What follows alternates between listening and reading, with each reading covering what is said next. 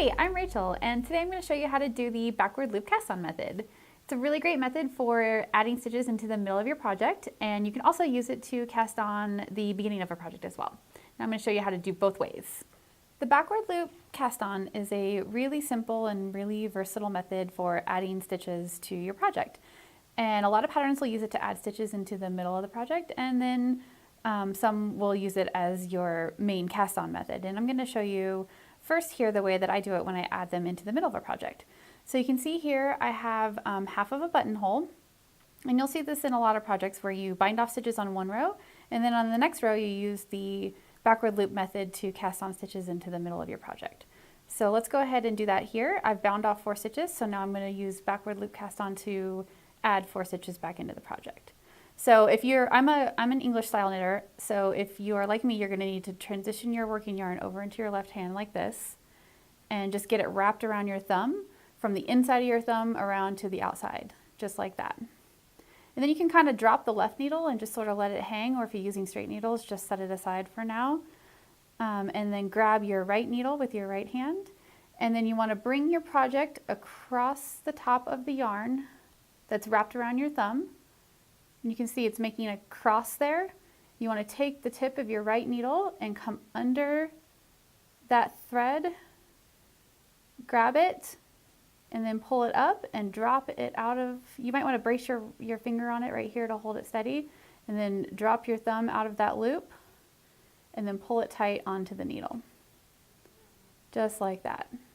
So it's very simple. You're really just wrapping a loop around the needle. It's a very unstructured cast on, so you want to pull this as tight as you can because it does tend to loosen up since it's really just a loop wrapped around itself on the needle, and to make it as stable as possible, just pull this super tight. So again, you've got your yarn wrapped around your left thumb. You're going to bring your your right needle across the yarn to make a cross at the base of your thumb. Pick up that that thread that's on the back side of your thumb there, making a loop onto the right needle, drop your thumb out of it, and then pull it tight. So that's 2. And then let's do just 2 more of these stitches. Once you really get the flow of this, it can go pretty quickly. And then once you've done that, you're ready to start knitting as you were before. And you can kind of just keep on moving. This technique is used a lot with thumb gussets for fingerless mitts and gloves. It's a way to put your stitches on hold for your thumb and then come back to them later on, but you still have to cast on stitches over the gap that's created by doing that. So you can see this is what the backward loop cast on looks like, and it's just a really simple line of stitches right there. They're just loops that are wrapped around each other. So it's a pretty loose, pretty unstructured cast on. Okay, so this cast on can be used to start a project as well. So I'm going to show you now how to do it if you are just starting a new project with this cast on. So the first thing you'll do is make a slip knot, of course, just like you normally would. And go ahead and put that on your right hand needle. The left needle can just sort of hang off to the side for now. You're not going to use it. And then, whoopsie, get that slip knot on there. You might need to stabilize it with your right finger. And then this tail can get in the way sometimes, so you might want to grab that up into your right hand so that it stays out of the way. Okay, so once you have everything up and out of the way and not causing you any problems like that hanging needle was for me, go ahead and wrap your working yarn around your thumb just like we did before, from the inside to the outside, and then make a cross with the yarn that's attached to the right needle, and then take the tip of the needle and grab the yarn off of your thumb, and then just pull it tight onto the right hand needle. And then once again, wrap that yarn around your thumb, grab it with the tip of the needle. Whoopsie, don't drop it off your thumb like I just did there, although that happens a lot with this cast on. So grab it and then pull it tight.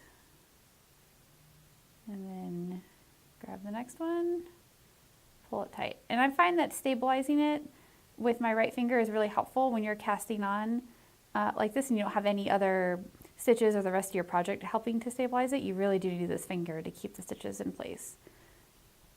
And then just go ahead and cast on as many stitches as your project calls for. Make sure that you're pulling these pretty tight because this is a pretty unstructured, pretty loose cast on. You can see here when I pull on it just a little bit, the stitches really stretch apart, and it's because it's really just a loop of yarn wrapped around itself, and that's the only thing that's holding it in place. So you want to make sure and get these stitches pretty tight, and then I'll show you what it looks like when you come back and knit across them. So once again, these are real loose stitches. So when you put your needle in here, it almost like, see how it becomes a big loop? It almost falls apart. So you want to stabilize it with your left finger now that you're knitting. Wrap this around and pull it off the needle. And I just like to keep this left finger stabilizing as I knit this first row because it's really, really easy for these stitches to fall apart. And you can see how loose they can become. And that's just the nature of this cast on, which is why you probably won't see it used very often as the main cast on for the beginning of a project. And that is the backward loop cast on. Thanks so much for knitting along with me today. Make sure and check back each week for new tutorials just like this one.